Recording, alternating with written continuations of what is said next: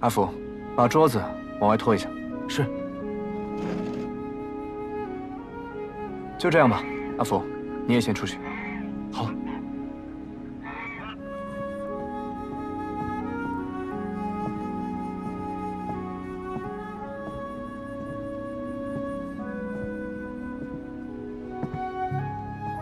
潘大人，又见面了。卓少主，你这登门是不是也太轻了？今天又是唱的哪一出？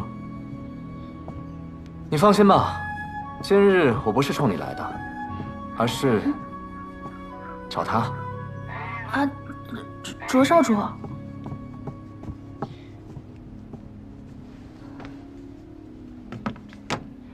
昨日上官小姐临危不惧的身姿，令我见之不忘，思之如狂。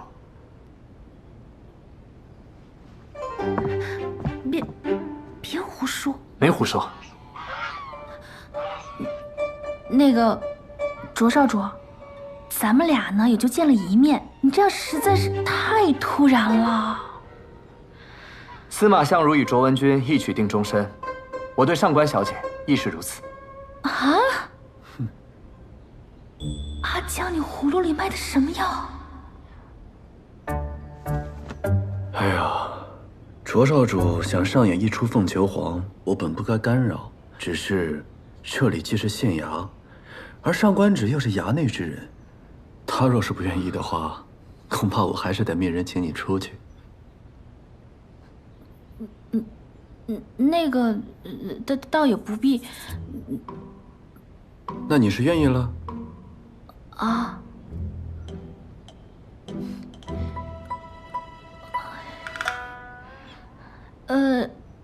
卓少主，我跟你呢虽然也是一见如故，但是我上官芷对感情比较喜欢那个，细水长流，咱们先做朋友，多了解了解，其他再说嘛。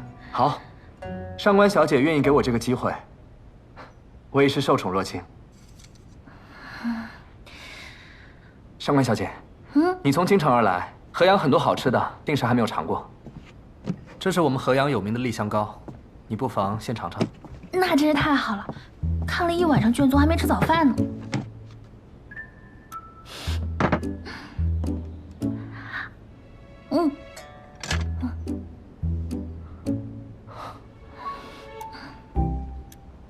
不会吧？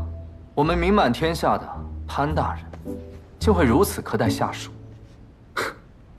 自是比不上卓少主笼络人心的手段啊。不过这里既是县衙，那自然有县衙的规矩，当然不是些寻常的江湖帮派可比的。谢了。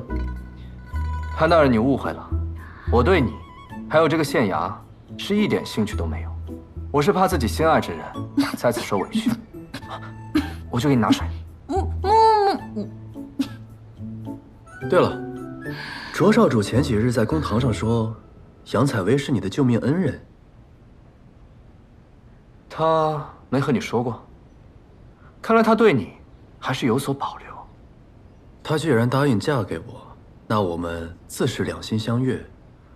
会不会是你对他来说无足轻重呢？这很难说吧。哼。唉，杨采薇啊，杨采薇，若是你泉下有知，能否指点我一二？你到底是恨他，还是信他？需不需要我为你出这一口恶气？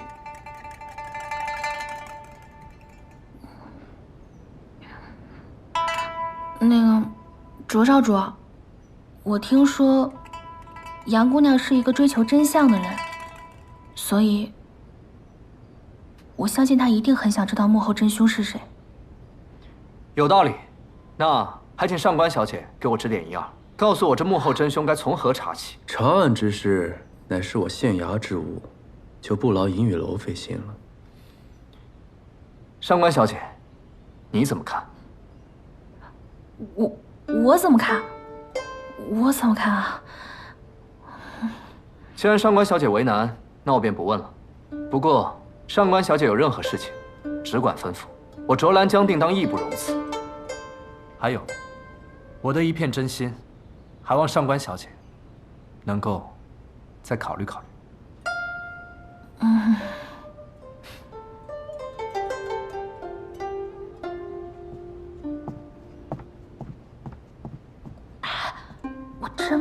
今天来？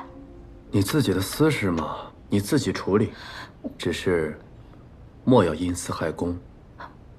还有，不是，召集所有人，半个时辰之后在这里商议案情。啊什么乱七八糟的，把它收了。啊！我收。还有半月，便是夏至。听说河阳以往都会在这一天举办灯会，万人空巷，蔚为壮观。不过，因为5年前的一桩悬案，这个灯会因此取消，殊为遗憾。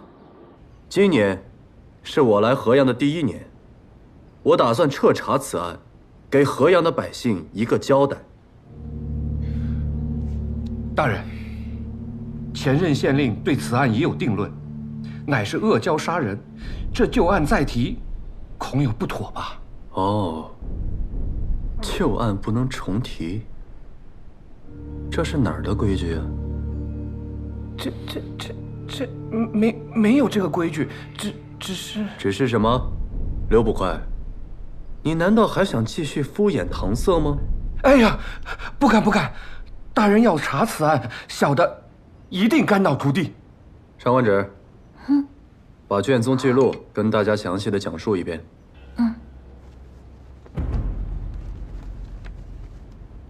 河阳傍水而建，传说水里潜有恶蛟，因受伤没有化龙入海，恶蛟状如蛇，手如虎，长至数丈。看见岸边嬉戏或行舟之人，会将人拖至水边，吮其鲜血，血尽方止。故而每年夏至，河阳举办盛大灯会进行祭祀，祈祷恶蛟飞升化龙，不再危害河阳。灯会渐渐演变成老少尽欢的一个节日。然而，5年前，灯会上发生了一桩凶案，尸体于河边树林发现，经仵作验尸判断，是枪血窒息而死，伤口在天突穴，深2至3寸。就像被野兽的利齿所伤，但奇怪的是，伤口切面平整且呈蓝紫色，而伤口周围却肤色苍白，没有一丝血痕。现场没有发现拖拽或者搏斗的痕迹，死者似乎没有任何抵抗。官府查了一番，没有结果。孰料第2年灯会，又死了一个人，死状与1年前的死者别无二致。此后流言四起。人们都说是恶蛟所为，他勾魂吸魄，让看中的猎物自行来到偏僻处，然后噬人鲜血，致人死亡。此事影响越来越大。第3年灯会，县令派出大量人手潜伏人群，试图抓捕凶手。本以为万无一失，可是当天却接连死了3个人。发现尸体的地方虽然偏僻，但距离热闹处不足10丈。灯会上的游人却没有听到任何的打斗喊叫之声，百姓们愈发觉得此事非人力所为。走，回家吧！快走吧！别走，别拦了！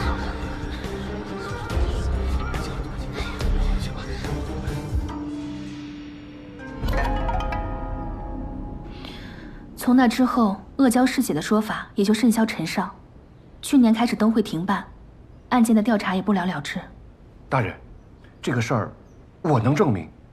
当年在案发的时候，既没有明确的动机，也没有确凿的线索，整个案件特别诡异。这确实不像。行了，我不相信所谓恶蛟杀人这种无稽之谈。如果有，那更好，扒了他的皮，做成灯会上最醒目的天灯。还愣着干什么？分头去查问死者的家人、证人，还有报关者，再查看卷宗有无遗漏的线索，然后回来汇报。是。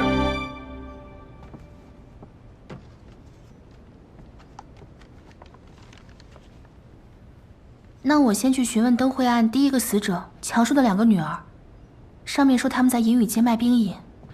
哎呀，你说这没法整。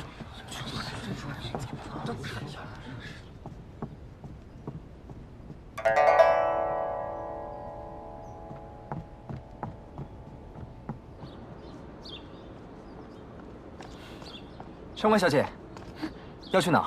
我载你一程。阿江，没想到还能活着见到你。我也没想到，还能听到“阿江”这2个字。今日你没有生气吧？我为什么要生气啊？我以为你会怪我擅自上门打扰。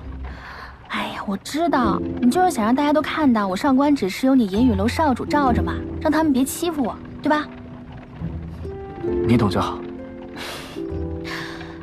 但是你以后别搞那么大阵仗了，那不知道的还以为你真对我一见钟情呢。如果是真的，你可愿意？啊？开个玩笑的。这种玩笑不能乱开的。对了，你的脸到底是怎么回事？这件事情是因为上官芷，她为了嫁给潘越，让巫医强行将我变成这样，却不想自己竟在婚礼上丧命。我为了找出幕后真凶，只能借用他的身份回到县衙。倒是你，怎么我3年前认识的小混混，如今摇身一变，成银雨楼少主了？所以你愿不愿意跟银雨楼的少主做朋友呢？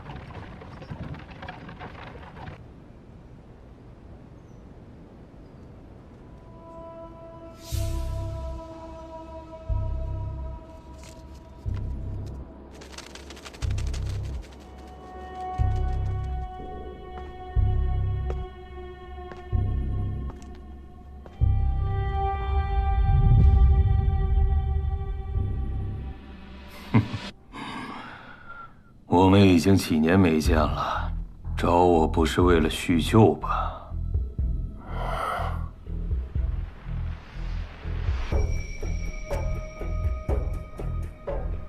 为了他。所以我以后应该叫你阿江呢，还是卓少主啊？想叫什么就叫什么。还是阿江好一点吧。阿江挺好。对了，你还没说呢，你为什么瞒着我装了3年的小混混呢？我还这么年轻，还没有到回顾往昔的时候吧？快说。3年前，我爹被金水帮暗算，我从京城回到河阳，接掌银雨楼。那是我这一生最黑暗的时光。为了保下我父亲打下的基业，我逼着自己成为冷酷无情的少主。丧父之痛，无人可受，甚至连一滴泪也不能流。直到那次受伤，我遇见了你。虽然说你把我当作喜欢打架斗殴的小混混，但是你，只有你，愿意跟我做朋友。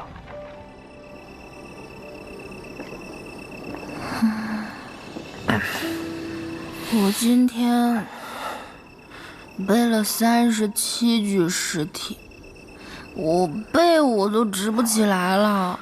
回来的路上，还有一群小孩跟着我，一直用石头砸我。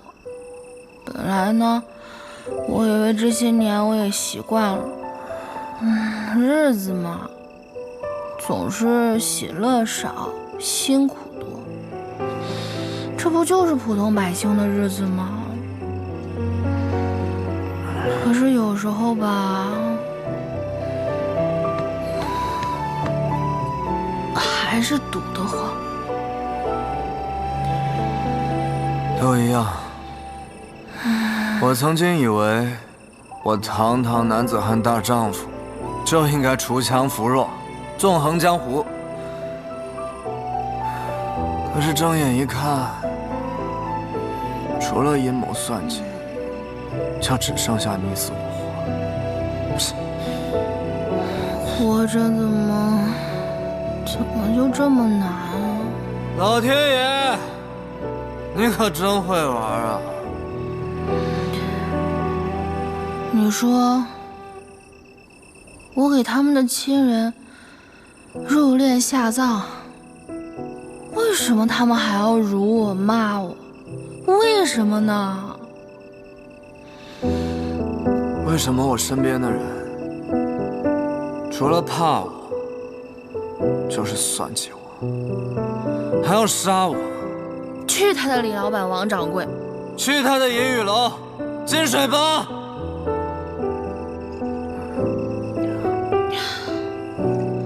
把我的爹娘还给我！把我的人生还给我！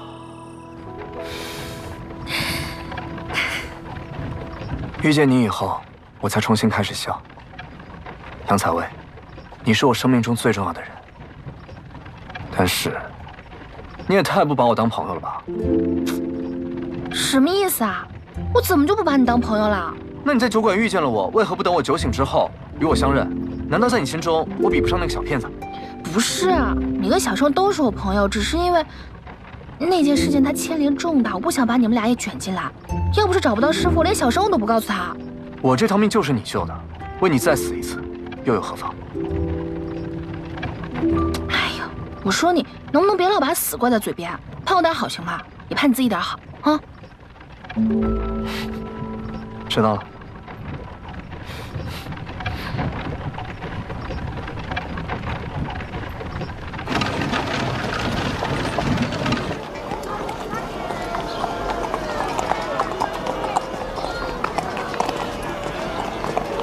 客官，里边请。大人，前年灯会案最后一名死者田华，就是此店的少东家。案发以后，我多次访查，绝无遗漏。是潘大人吗？哎，你们快看，那不是潘大人吗？还真是潘大人，可怎么看着有些憔悴啊？听说啊，卓少主为了上官小姐和潘大人大打出手，今日还去了衙门送了聘礼，恐怕已经抢走美人芳心了啊！那我们可要好好招待，若能让他重新光彩照人，我们店就出名了。也不知强叔的女儿在哪儿摆摊儿。放心，来了我的地盘，找个人还不容易。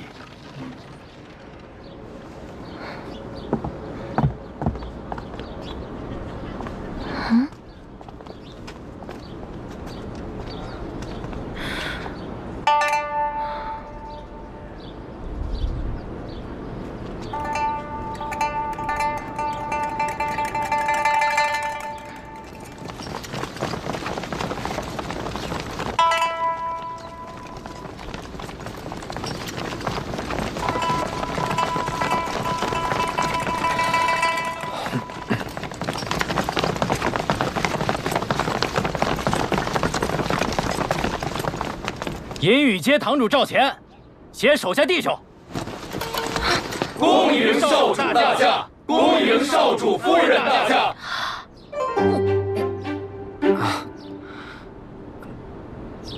不是我，我要真想给你准备惊喜的话，也不会准备这么俗套的场面吧？啊，那意思是他们擅自揣度少主的意思喽？别急，我来处理。赵堂主是吗？哎，是，少主有何吩咐？我问你2个问题。哎，少主问便是。第一，上官小姐不喜欢被打扰，知道以后该怎么做了吧？明白明白，爱戴在心，敬而远之。这第二，我来银雨街是来找人的，你把人全都给我清空了，请问我去哪里找？少主放心，属下知道您是来找人的，属下已经安排好了，这就带您过去。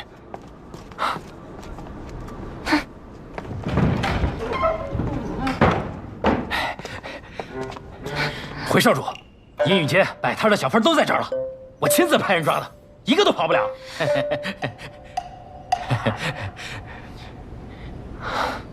赵堂主，属下在。从今往后，你就是赵香主了。少主，属下不知做错何事，请少主明示。还不赶紧松绑？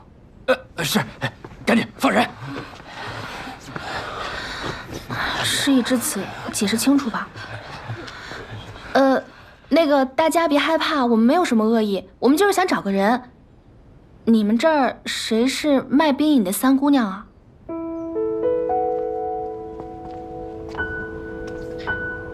我就是。我问你们一个问题，谁能回答，我就留下谁。大人，请问，你们以前的少东家叫田华，对吧？他有什么仇家？死前又与谁结过什么恩怨？田少爷人可好了，哪来的什么仇家呀？对啊，他和气生财，从不跟别人结怨。可惜这么好一个人，竟然被恶蛟给咬死了。唉，真是一想起来就让人难过。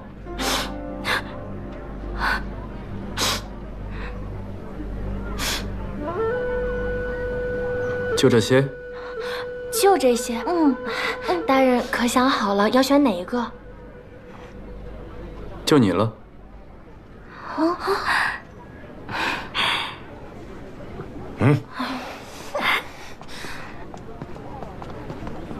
哦，原来潘大人是这种口味。点什么头啊？还有你。什么？躺下。这位是卓少主，这位是上官小姐，他们问你问题，好好回答。姐姐，她要吃了我。你别怕，他逗你玩呢啊！这是蜜饯，送给你吃。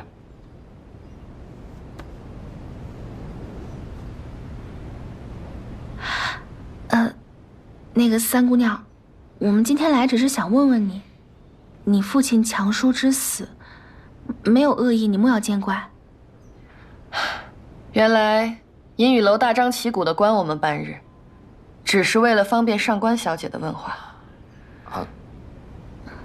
有什么尽快问，再迟，我的兵营要化成水了。那个强叔遇害是5年前的事情了吧？5年前的灯会，卷宗里的记录我都看过了。我想问问你，你还能不能回想起什么不对劲的地方，或者说，有没有可能的仇家？我们冬日取兵、存兵，夏日出来卖兵银，每日睁眼闭眼都是生活琐事，从未与人结怨。那强叔呢？他出事之前有没有什么异常？没有，每年灯会前都是我们最忙的时候。那会儿双双也才5岁，除了干活还要照看他，一切都再平常不过。可没成想，还是出了事儿，只留下一辆兵车和我们姐妹俩。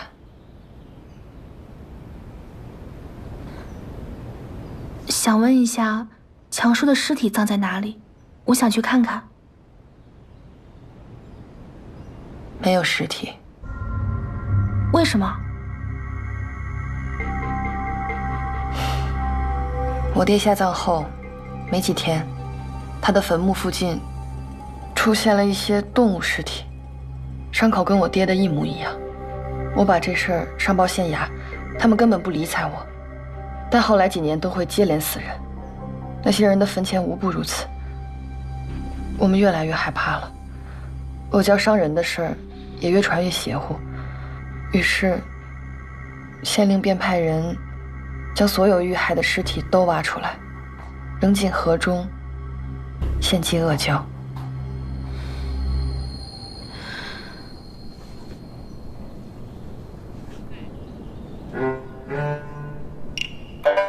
大人，力度可好？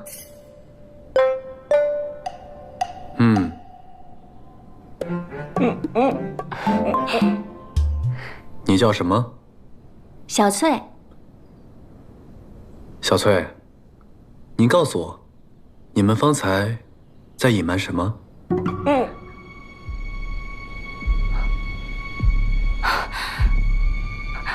没有啊，大人何出此言？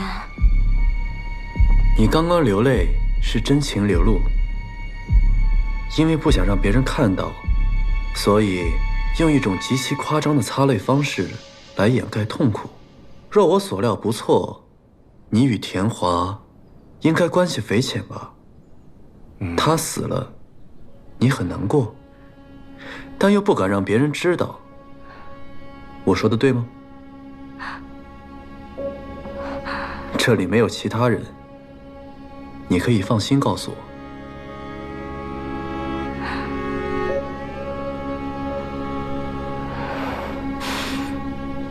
大人，我与田华确实私下相好，当初是他收容我，让我有了安身之所。故而一想起他，便悲从中来。可他平日为人，并不像他们说的那样和善，脾气很急，对人动辄打骂，整个华容殿的人都怕他。可他是少东家，大家又拿他没办法，所以他一死，大家都觉得是老天爷降下的报应，又怕调查牵连太广，引火烧身，所以才串通了撒谎。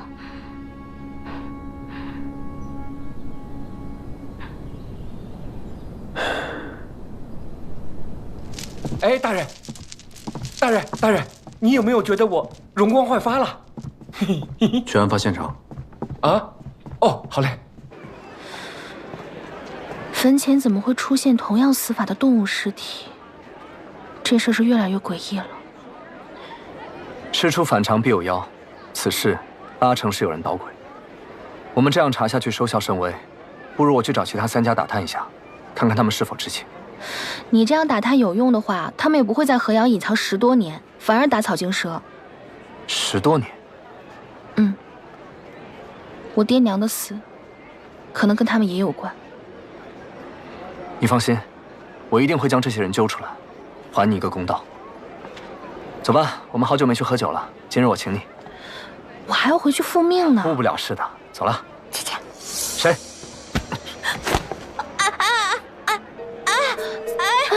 小生，放开我！上官小姐，救我！这个小骗子说我是小混混，还忘恩负义，说杨采薇认识我，属于交友不慎。上官小姐，你告诉我，我该如何处置他？你，他吓唬你呢。我跟阿江已经相认了。哼。哎，小生，你怎么来这儿了？还不是这个小混混去鬼市逼问我跟你的关系，我担心你有麻烦，一直想要告诉你，但是没有机会啊。没想到他是银玉楼的少主，我怕你出事，所以跟过来看看。辛苦啦。哎，阿江刚刚说请客喝酒来着，你一起来吗？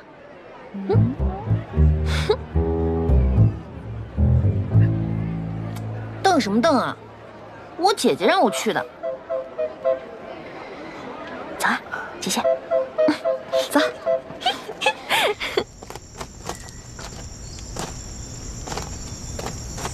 大人，这里就是第1起命案发生的地点，其他命案都在沿河附近，还有这儿。这里这么偏僻，现场也没有拖拽痕迹，死者为什么会自行到这种地方？我们也都觉得特别怪异，若不是恶蛟闹妖，实在无法解释啊！快来河里啊！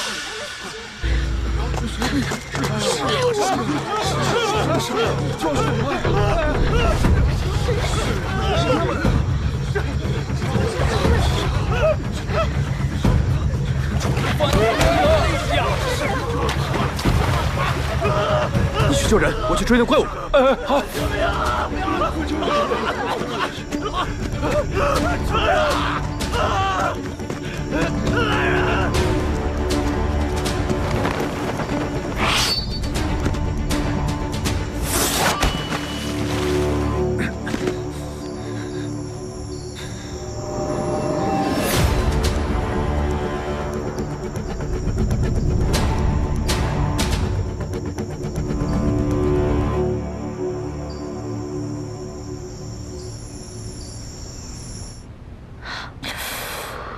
下手真狠，怪不得人家都说银雨楼的少主昨夜就开始引人血。姐姐，我跟你说，不管他出于什么目的，你一定要小心他，他肯定不是什么好东西。哎呀，他不是你想的那样，那些传闻都是道听途说的。什么道听途说？我10年前就在鬼市做生意了，每天赚那点钱，我还要给他们音乐楼交月捐。哎，有一次就差了几个铜板，他们带人把我的摊子全都给掀了，东西全都给砸了。你说他作为少主，他不知道这事儿？我才不信，鬼信啊！反正那会儿我就开始发誓，但凡我以后要是见着他，我一定我去。你就如何？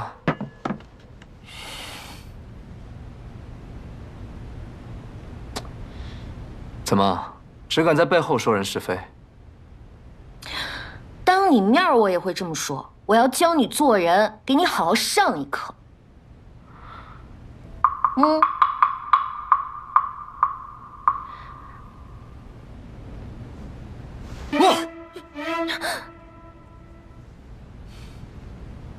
哇！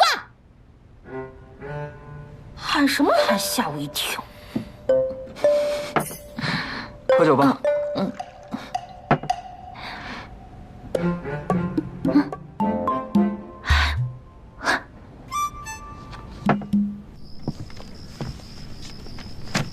大人，这个是我们今日调查案情的汇总，请您过目。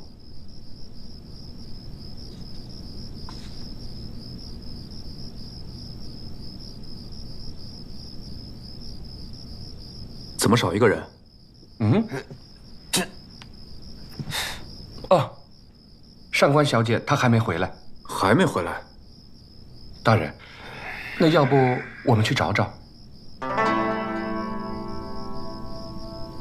不必了，你们是县衙的胥吏，不是上官府的家丁。是。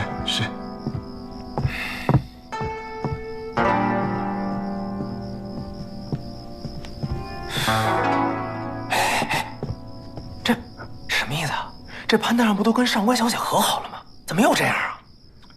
老弟，不知道了吧？这叫避嫌。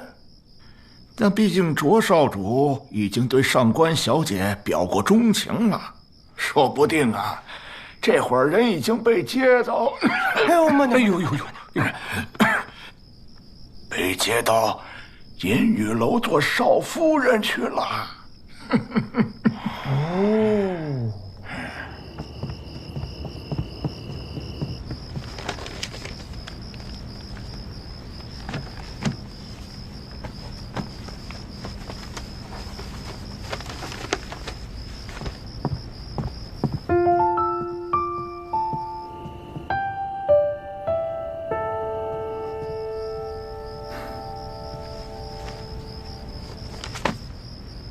关于尸体的记载呢？上官，对不起，公子。到了银玉楼地界，楚兰江的手下便清空了所有街道。本来我还远远看着，但是入夜之后，上官小姐到了河边，便跟丢了。什么？方才我找了半天都没有找到人，所以就赶紧回来禀报公子。大人，出事了！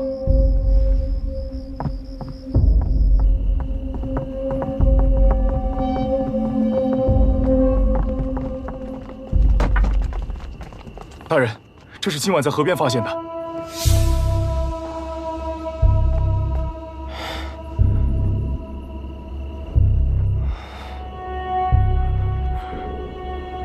是酒神所为。酒神！马上送到停尸房，立刻验尸。快呀！是。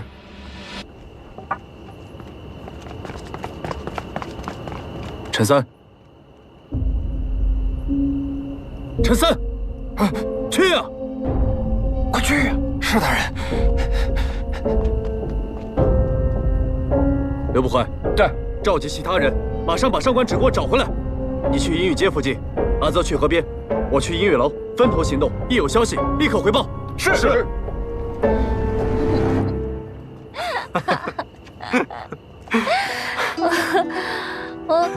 慢点。什么意思啊？你们还列队欢迎我啊？潘大人，这么劳师动众，你该不会是怕我把他拐走不成？少主，你先回去吧，也不早了。好，那你也早点休息。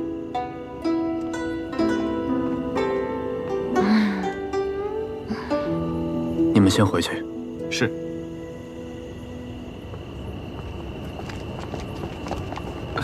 哎呀，走吧，别看了，走走走走。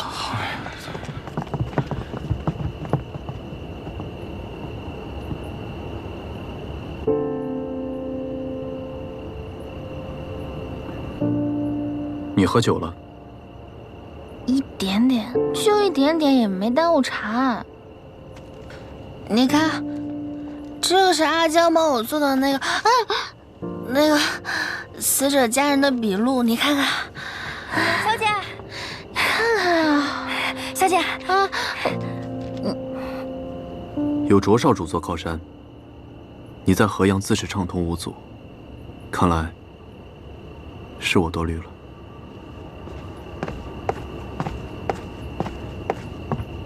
什么意思啊？吃回来了？小姐，小姐，我听阿泽说啊，刚刚大人知道你跟卓少主一起出去之后，担心你有危险，派他暗中保护你。但阿泽没找到小姐，又听说河边出现了恶蛟，还咬死了人。大人急坏了，集结了所有人一起去找你，还准备亲自去阴雨楼要人。当真啊？全道行动，一有消息立刻汇报。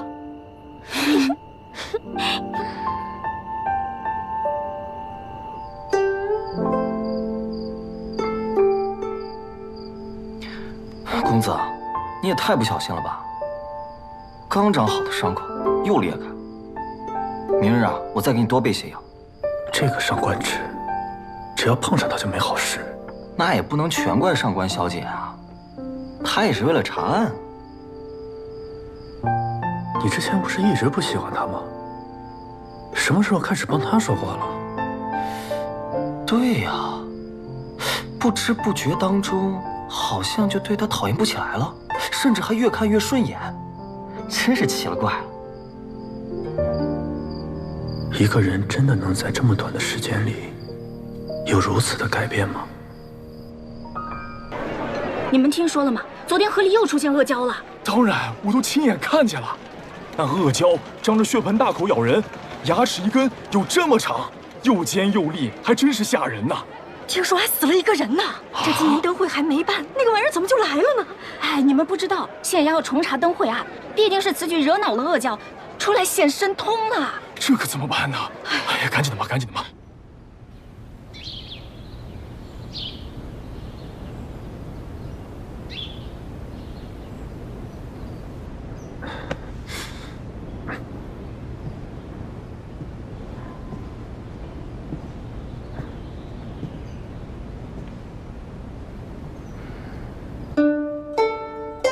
你看，这是阿江帮我做的那个死者家人的笔录。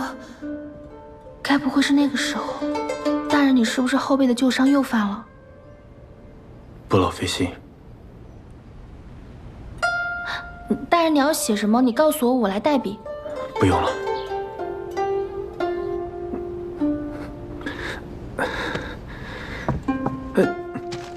上官芷，你文书代笔，本就是我的职责。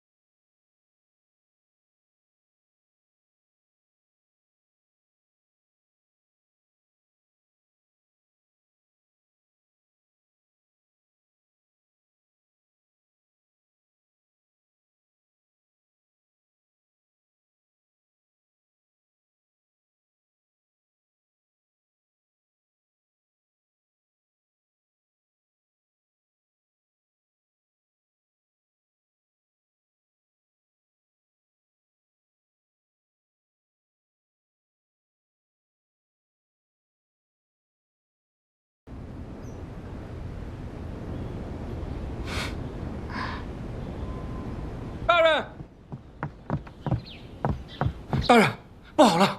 怎么，河边又出事了？啊，不是，您还是亲自出去看看吧。跪请潘大人，莫要再查灯会案，触犯交神，天人共怨。潘大人，求你了！求潘大人了，不要再查了！潘大人，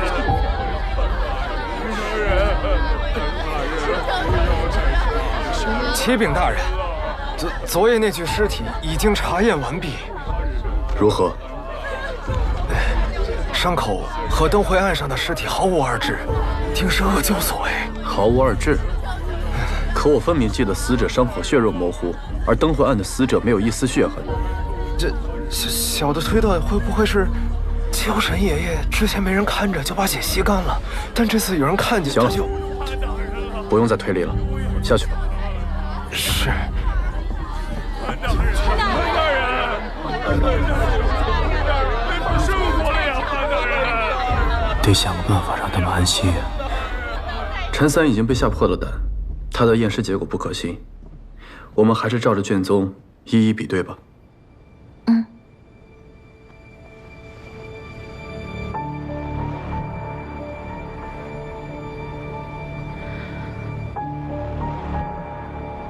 伤口位置跟卷宗所述一致，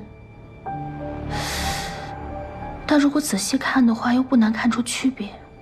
卷宗上记载的是伤口平整，而这一具血肉模糊，并且它伤口附近是肉色，但卷宗上写的是蓝紫色。这具尸体是伪造的，目的是为了制造惶恐，不让县衙查下去。昨日我追那恶蛟，看来也是有人在瞒天过海，浑水摸鱼。你不觉得这样的手段很是熟悉吗？跟在生死方，趁机杀死蔡生小妾是一个路数。不错，看来有人按捺不住了。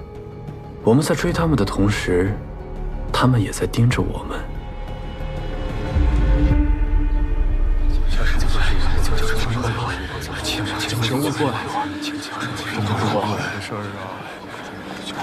大人，陈三，旁人则罢了，你还是个仵作，不去查验尸体，寻找凶手线索，反到县衙里装神弄鬼。大人，不是小人不查，但这凶手是交神大人，你让小人怎么查？而且话又说回来了，我这么做没有半点私心，我都是为了大人和同僚们，不受天谴诅咒，是不是各位？是啊。大人，陈仵作说的没错啊，这人心不可背，天意不可违。大人，这恶蛟案啊，是万万不能再查了，不能再查了，大人。大人，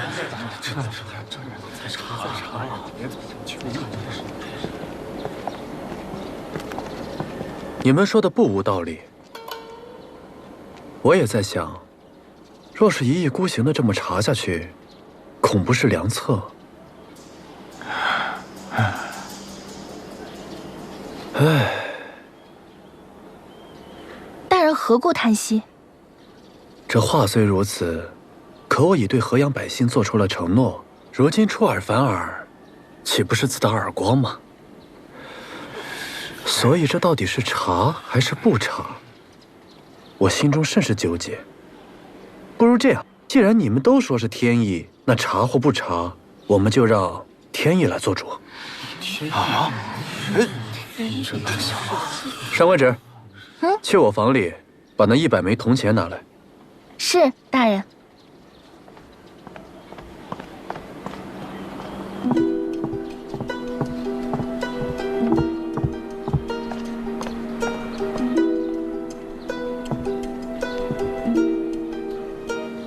皇天在上，后土在下。河阳县令潘岳欲彻查恶蛟伤人一案，现请示上苍。若铜钱字面全都朝上，则预示此案应当彻查，真凶必将落网。100枚铜钱字面都朝上，这怎么可能嘛？看来潘大人也想放弃了。这是给自己找台阶下。台阶都不可能。上官纸，撒。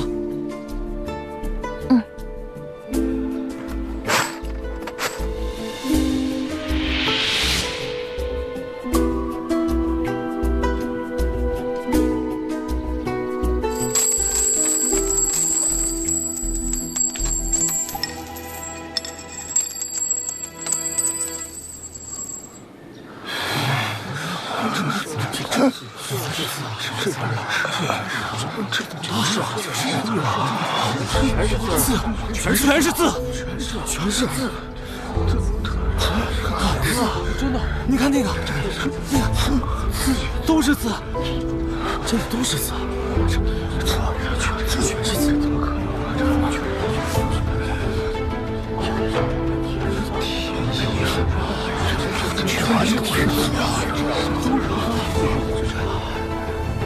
天意如此，潘越明了。所有人听着，若是谁以后胆敢再提阿胶扰乱军心，罚俸1月，杖30，都听明白了吗？是。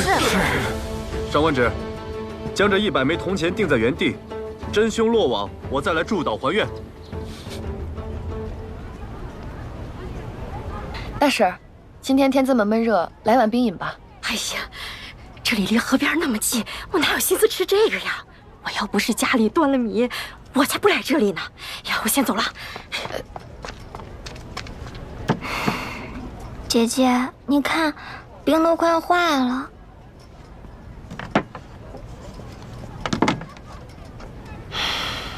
听说这里的冰饮很好吃，是不是真的？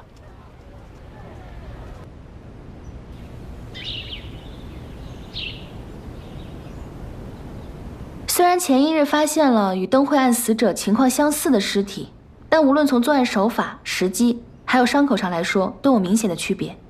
应该是有人故意要干扰，所以我们还是要把注意力集中在灯会案上。经过这几日的查问，大家有什么想法，不妨说说。刘捕快，你先说。是。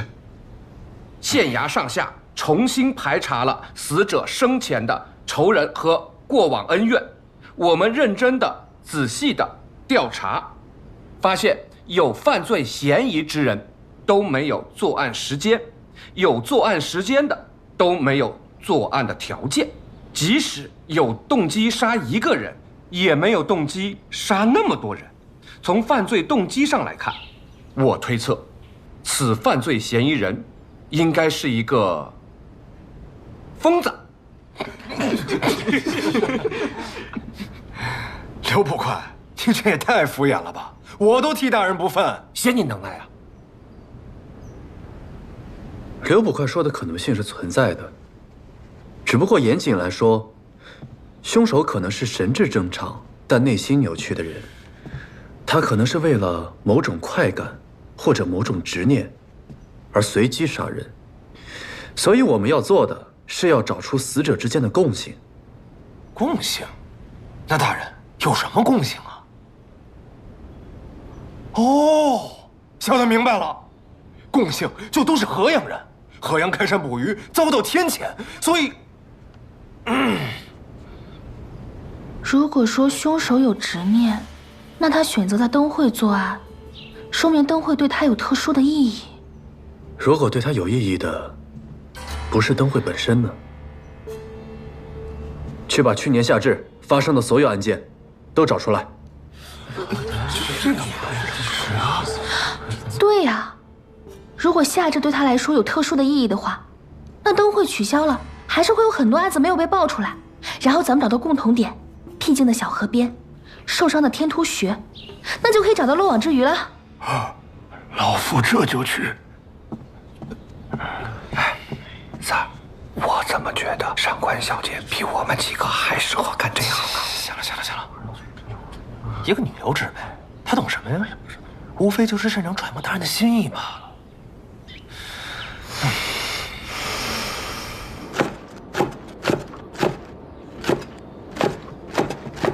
灵儿，大人说要赶工，让后厨做好饭菜，直接送到2堂，然后再多加几个菜。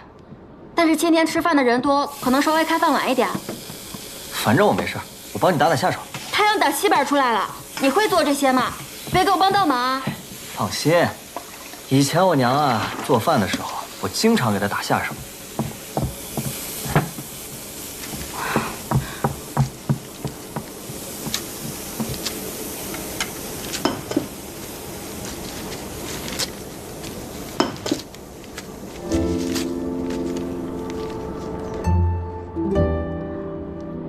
你看我做什么？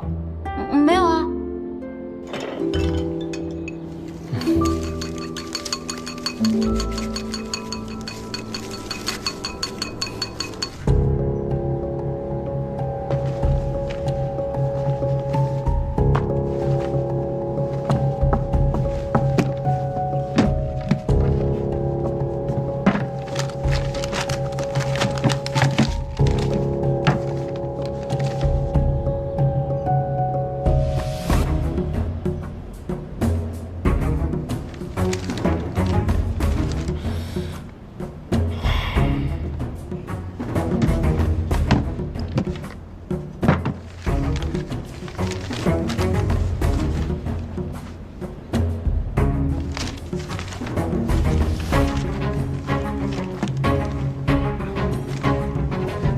大人，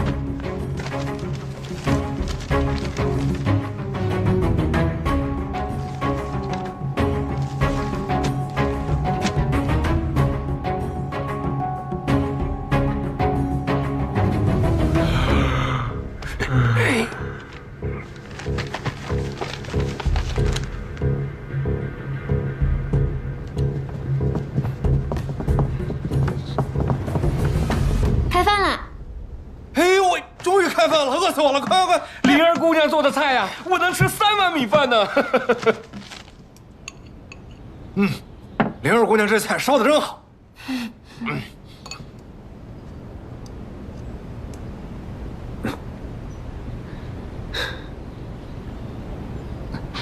大人，你吃什么？我帮你夹。不用了，我不饿。不吃怎么行？不吃伤怎么好？难不成我还一直照顾你啊？我好不好跟伤有……快吃，吃吃吃。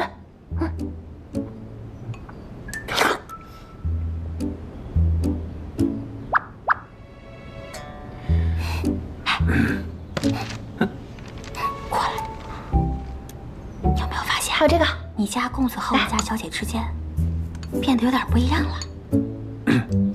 有吗？你天天的，能不能多关心关心你家公子啊？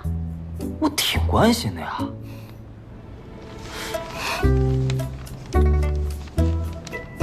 找到的杀人案一共9桩，但是对死状都没有具体的描写，所以也不知谁是漏网之鱼。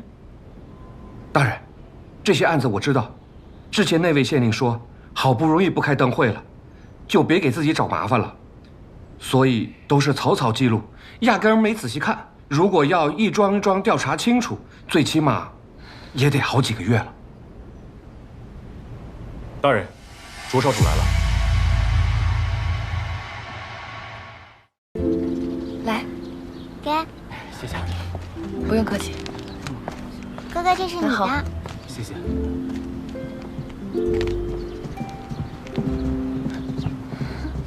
这个。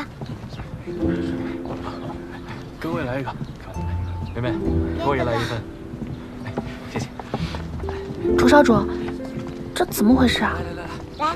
前2日害你和3姑娘不愉快，我过意不去，便跟她解释清楚了，还给了她些银两作为补偿，说是你的心意。不过3姑娘并不想白要，所以便包下了整个兵营，正好给大家打打牙祭。哼。啊？过来吧。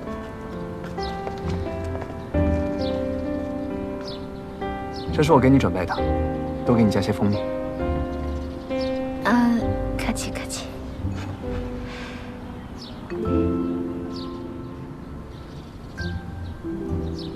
啊，请再给我1碗。好。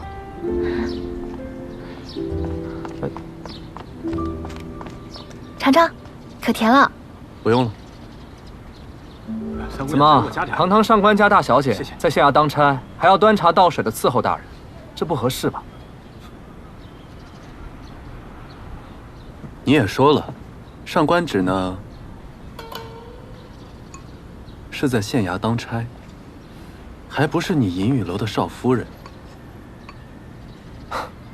少夫人的事我还不急，我相信京城所至，今时为开，终有一日芷儿定会知道，谁才是真正对她好的人。差不多行了。我今日来，除了送兵之外，倒还有件正事。怎么，卓少主还想敲我县衙的名媛果啊？你这是对我很有成见啊！你要搞什么东西啊？潘大人，可否借一步说话？嗯。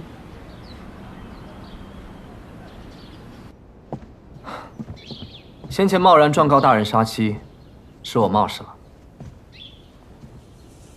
还请见谅。卓少主言重了，有话不妨直说。那我也不拐弯抹角了。县衙要重查灯会案，我银雨楼愿鼎力相助。看来河阳境内还真是没有什么事能瞒得过银雨楼啊。那大人与我合作，岂不是事半功倍？一桩旧案而已，银雨楼为何会如此上心？既然都说银雨照河阳，有人在我河阳境内搅动风云，我又岂能不过问呢？你说是吧，潘大人？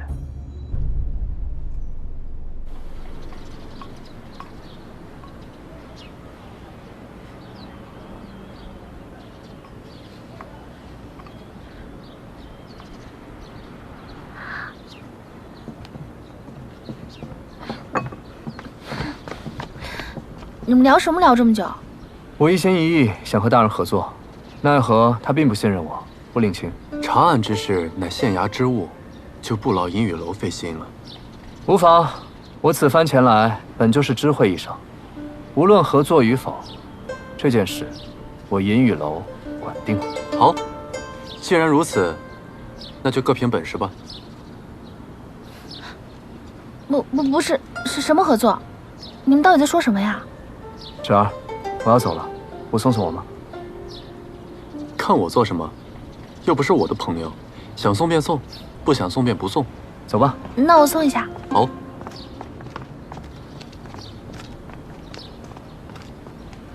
什么？你想查灯会案？怎么，连你也不信我？不是，我当然信你，但潘越同意你插手吗？我要管的事，还轮不到他同不同意。行吧，说不定你插手还能快些结案呢。那是自然，我说过的，一定会帮你查到这幕后真凶。嗯。哎，对了，今天你带冰影和三姑娘过来，你的心意我都领了，但是我现在不是在县衙当差吗？以后什么礼物、兵车呀，就别再带来了。行，你说了算，你是老大。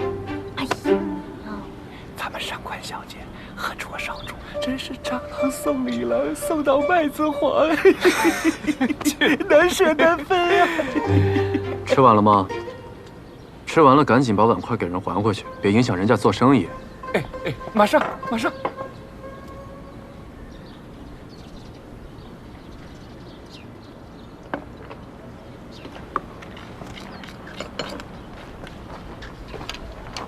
三姑娘，近来生意还好吧？会不会很辛苦？回大人，往年临近夏至都是我们最忙的时候，可自从出了案子，灯会停办，夜里出来走动的人少了，生意反而冷落了。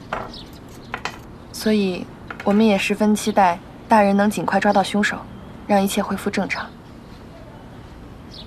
姑娘，这个你就放心吧，我们大人夙夜查案，连去年的案子都查，这个凶手肯定逃不出我们大人的手掌心，嘿嘿，是不是？是啊。那最好不过。双双，快些收拾，让大人好好查案啊！好。三姑娘，冒昧的问一句，你跟你的父亲关系如何？就是普通的父女关系。跟别人家的没什么两样。是吗？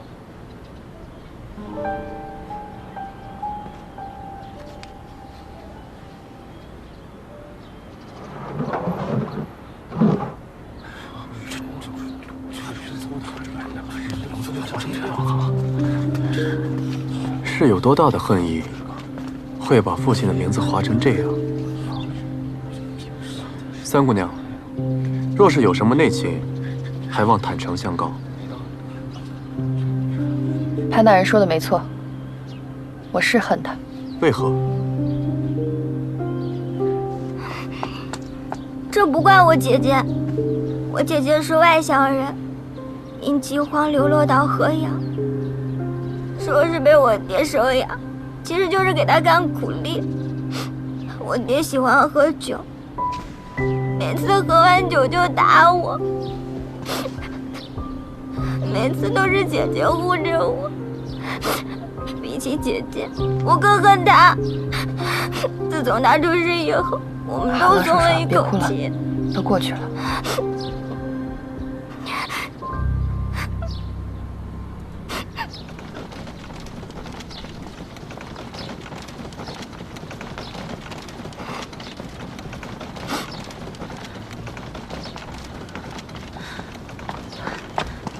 大人，你把人姑娘怎么了？哭得梨花带雨的。我知道了，我知道了。啊！大人，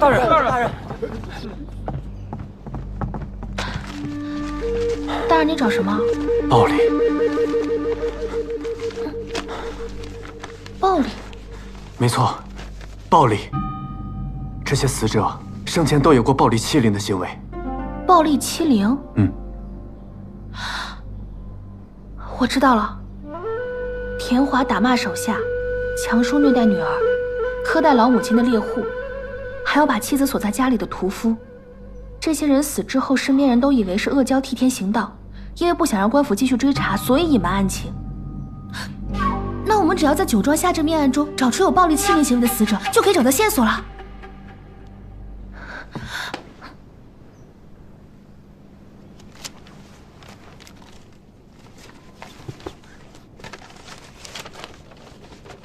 大人，这应该就是漏网之鱼。读。好。这个案子说的是，在河阳有一个死者，人称八爷，他逼手下的男童、女童行乞，被人发现死在河边的一个僻静路上，情形跟灯会案一致。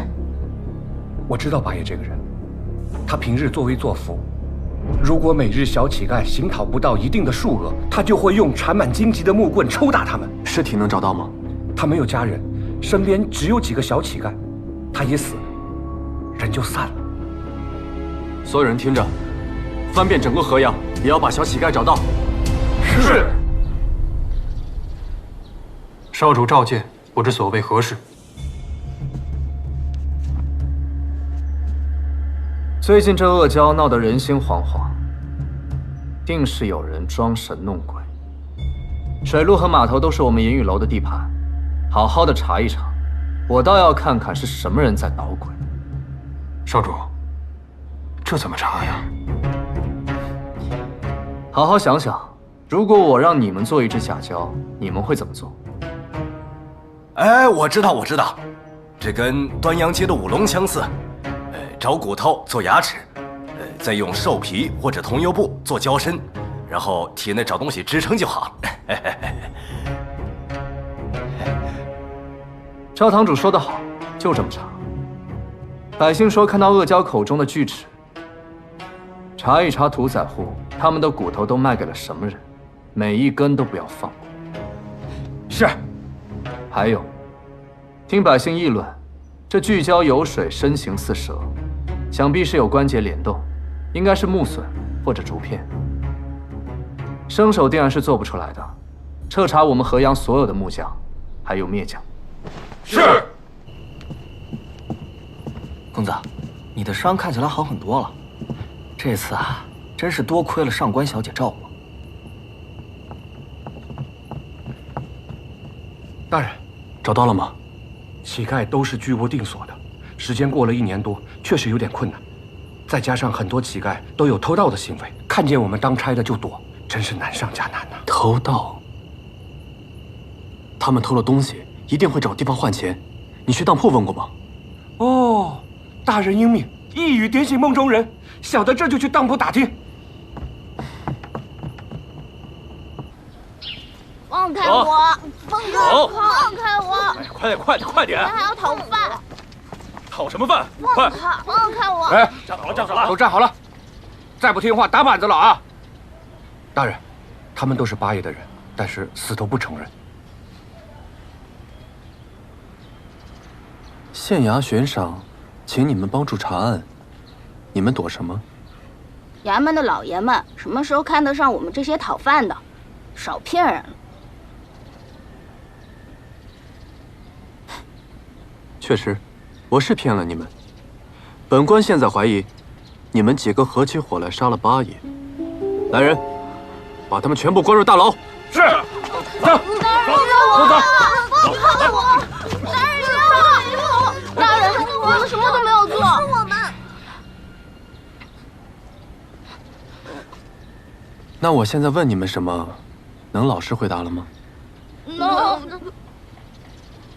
八爷的尸体，你们知不知道埋在哪儿的？知道。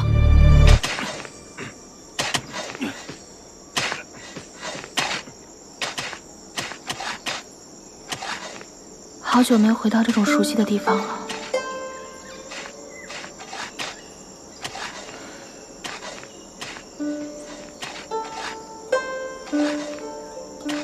这么害怕，又何必要跟来？人要学会面对自己的恐惧。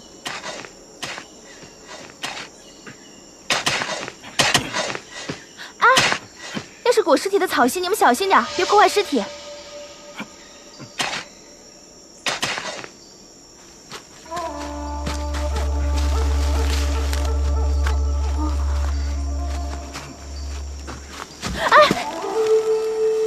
小心，你那边先落。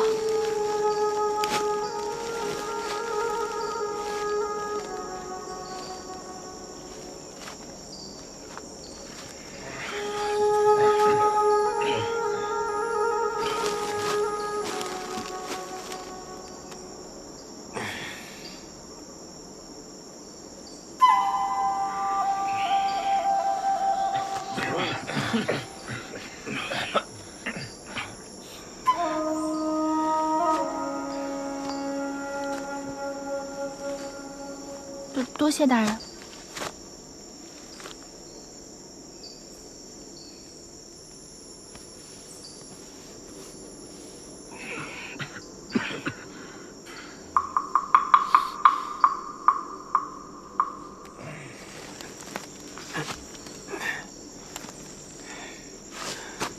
启禀大人，死者伤口的位置和深浅，和卷宗记录灯灰案的尸体一模一样。应该是同一手法所为，可还能查出什么别的线索？大人，以我的经验，尸体腐烂的那么严重，大概是找不到什么线索了。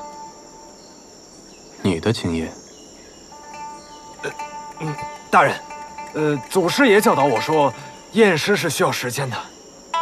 把尸体运回去，给陈武做尸检。是，是大人。把尸体带走。是。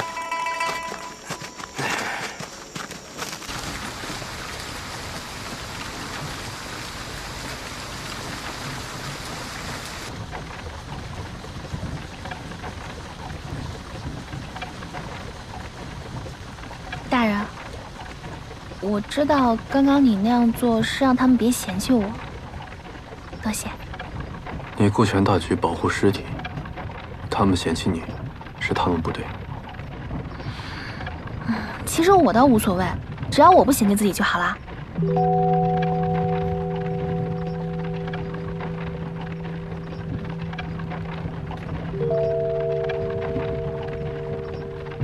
你这什么眼神啊？我说错了？以前的你，可说不出这样的话。哎呀，人是会变的嘛。再说了，大人你也说了，境随心转嘛。可是一个人，在短短的时间里，真的会发生这么多的变化吗？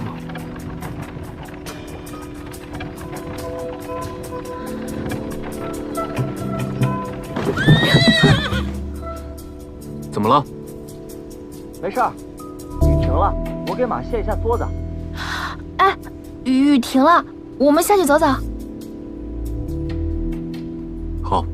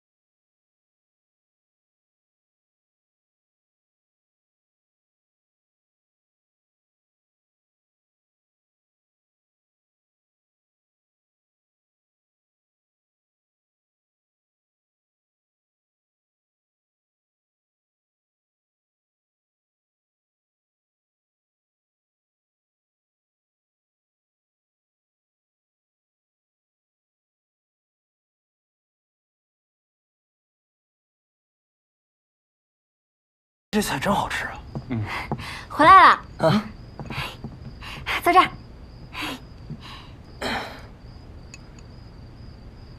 来吃。谢谢。刚回来？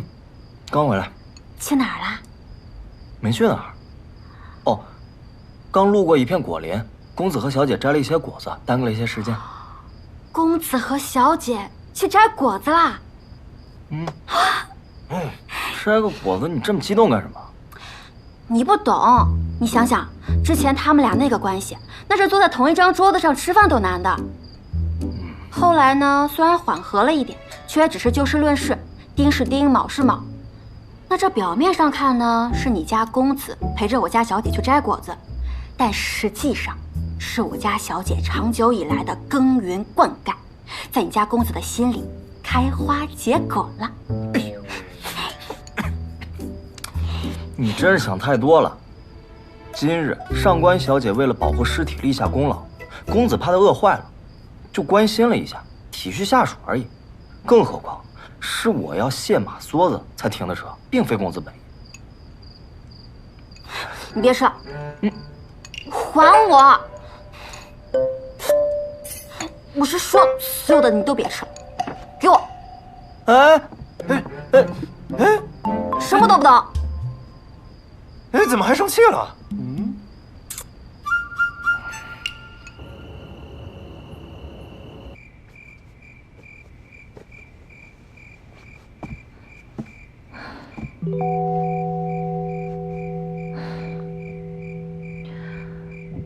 虽然你生前也不是什么好人，可你不该死得不明不白。今天我来帮你，你也得帮帮我，把你想说的都说出来。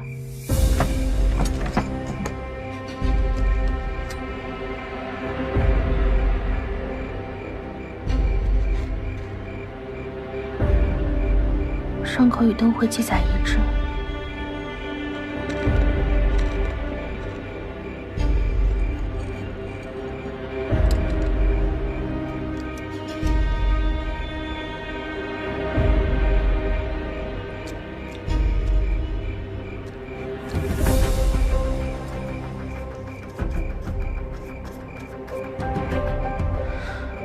奇怪，若是猛兽的咬合，附近骨头一定会有细微的伤痕；若是被尖锐的利器刺入，在颈骨之处应有刺伤，怎么会没有痕迹呢？若非猛兽咬合，普通的刀枪剑戟也不可能有这样奇特的伤痕，除非……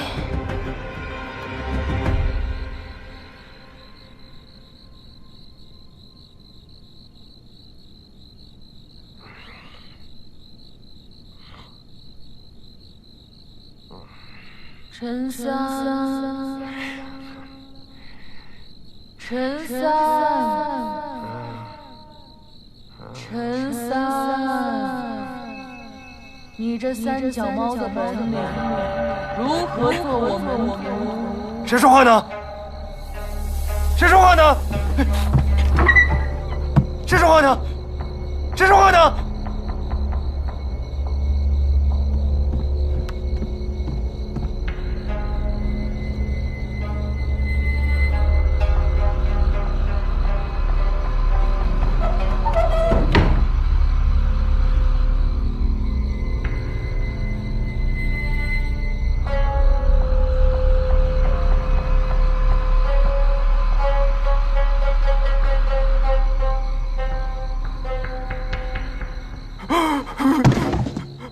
祖师爷，原来是祖师爷在跟我说话。祖师爷莫怪，小弟有眼无珠，小弟有眼无珠，小弟有眼无珠。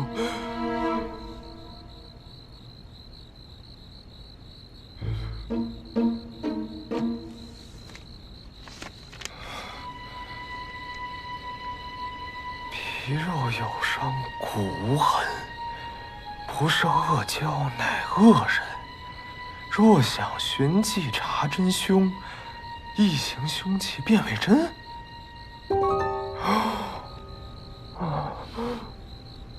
谢谢祖师爷爷，谢谢祖师爷爷，谢谢祖师爷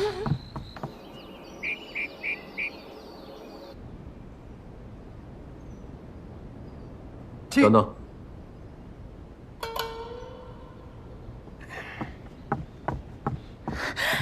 不好意思，不好意思，我来迟了。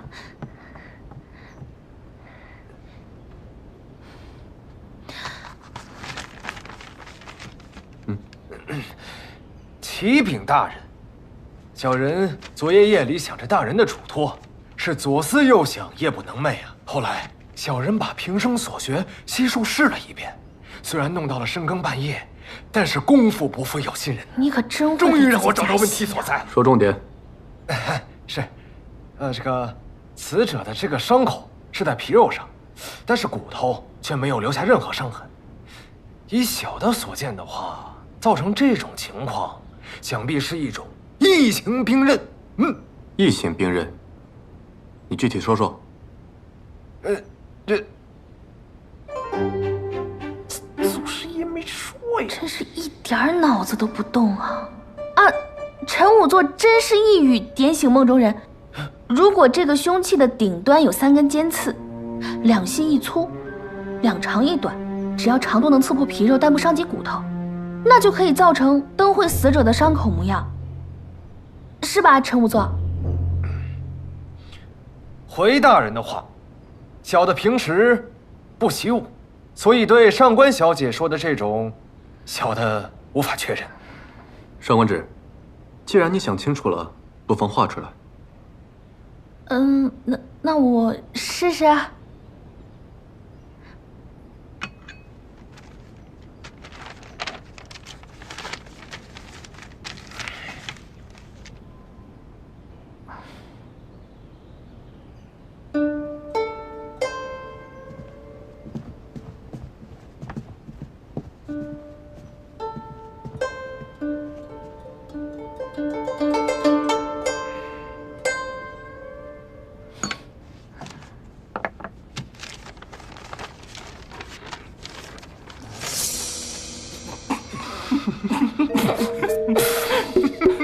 上官小姐，你这兵器能不能杀人不知道，用来烤肉应该不错。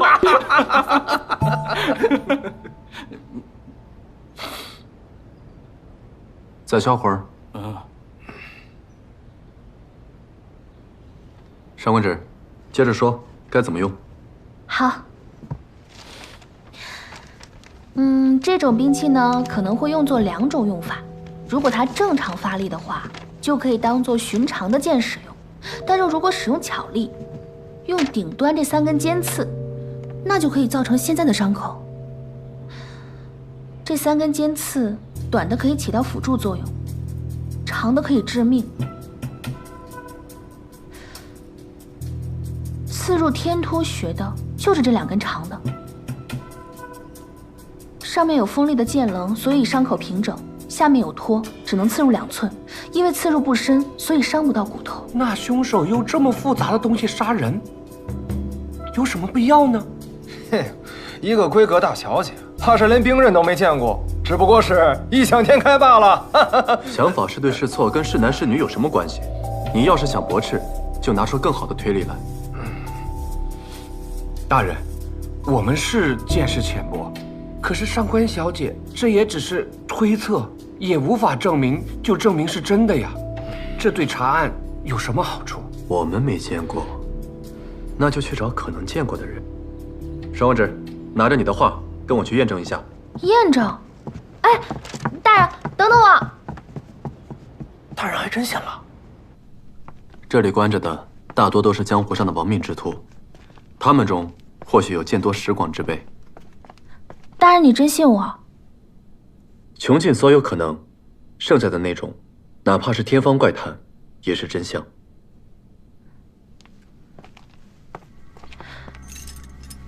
县衙查案，提供线索者将功补过，减轻刑罚。哎，怎么减轻啊？提供此异形兵刃线索者，重罪轻罚，轻罪释放。哎，这好事不赖啊！你讲没有？没有。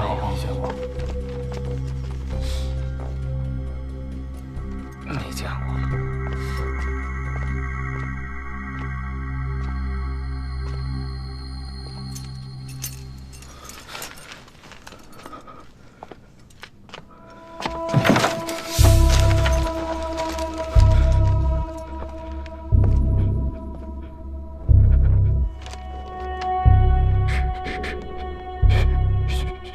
血剑，血剑，你见过？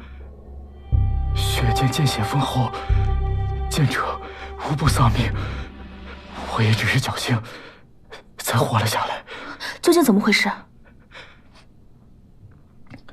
？15年前，我与几个兄弟盘踞在南边的山上，靠打劫为生，也算小有名气。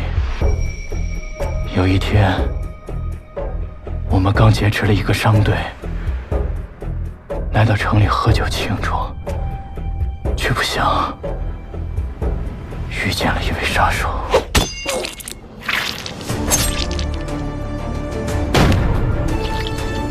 一剑取血，以血养剑。以前只是个传说，但那夜我亲眼所见，那人仿佛黑夜里夺取他人性命的无常。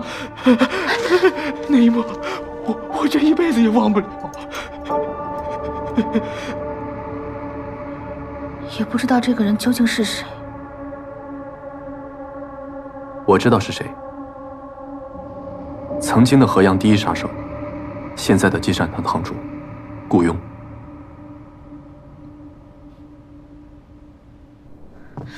大人，既然已经查到顾雍，可有发现什么疑点吗？顾雍的吃穿用度十分讲究，每季都会派人去外地大肆采买。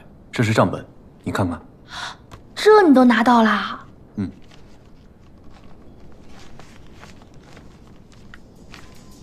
玛瑙、珠玉、侍驴房的鞋子、秀云楼的衣服，好家伙，这规格堪比帝王。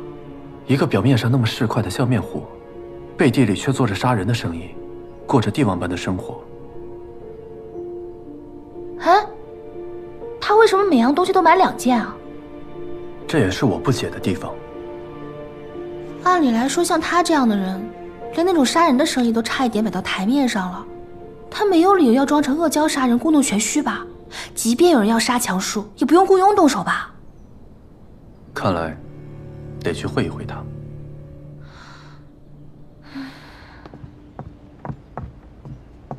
启禀少主，属下查到前日有一木匠失踪，至今音信全无。少主，属下带人把县里所有的圣物购买记录成册了，其中有一个买家甚是奇怪，指明了要肋骨跟腿骨，而且啊，只要牛马的。什么人啊？季善堂。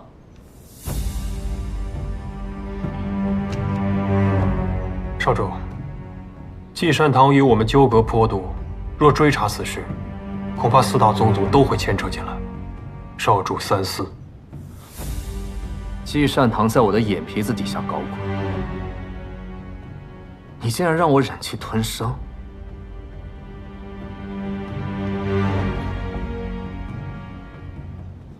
我倒要看看雇佣这个老小子究竟要干什么。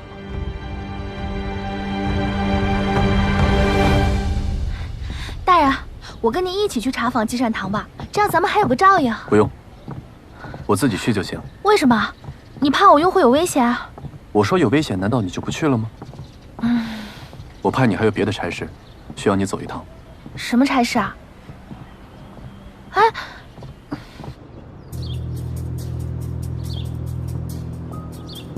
刘捕快，潘大人说你这边有线索，让我跟进一下，是什么线索啊？之前大人问过我令牌失窃的事儿，让我找到当年负责此事的孙捕头，今天总算找到了。那太好了，走吧。走。雅克居。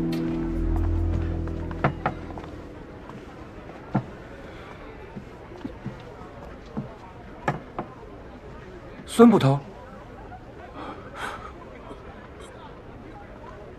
刘捕快。这位就是县衙的前任捕头孙芳，这位是上官小姐。哦，上官小姐，我们今天来是想问问，可还记得当年灯会案的证物，那个带有水波纹的令牌，你可还记得？唉，一辈子也忘不了啊！要不是当时丢了那一块令牌，县衙怎么会把我辞退？我又怎么会变成今天的跑堂呢？到底怎么回事？你详细说说。唉。当时恶教的传闻闹得人心惶惶，4大宗族也给出了压力，让县衙如期破案，并且给一个交代。我们是没日没夜的查呀，唯一的线索就是这嫌犯掉落在案发现场的一块水波纹令牌。我知道此物重要，一直非常的小心，县衙内外也都加强了戒备。但没想到有天晚上有人来偷令牌，被我发现了，我当即便跟他交起了手。奈何技不如人呐，武功不敌他，被他逃走了。那你还记得那个人的长相吗？我记得他当时黑衣蒙面，仅能从他的眉眼和气力判断，他是个年轻男子，而且个子不高。不惜冒险也要偷回令牌，应是真凶所为。年轻男子，不是雇佣，难道是雇佣的手下？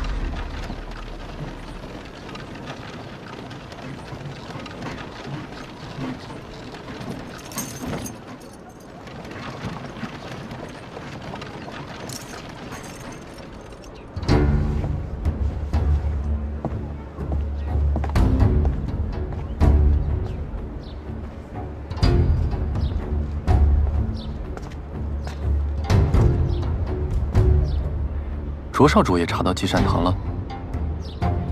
潘大人速度倒也挺快。天问音乐楼和季善堂是河阳最早的2大势力，想必你们私下交情很深吧？想套话？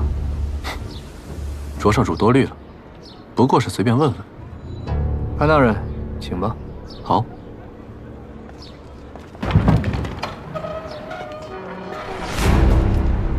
失踪人口复银寻人，寻老人者半银，童子1人1银，成年女子1人3银，成年男子1人10银，会武功者100银，有官位者500银。打着寻人的幌子，实为买凶的集市。我也从未进来过，想不到这里面竟是这般光景。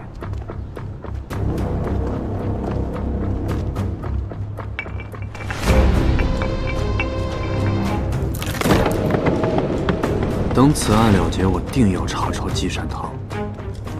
你银雨楼作为4大宗族之首，到时别横加阻挠啊！你若真有本事，我银雨楼不会插手，绝无二话。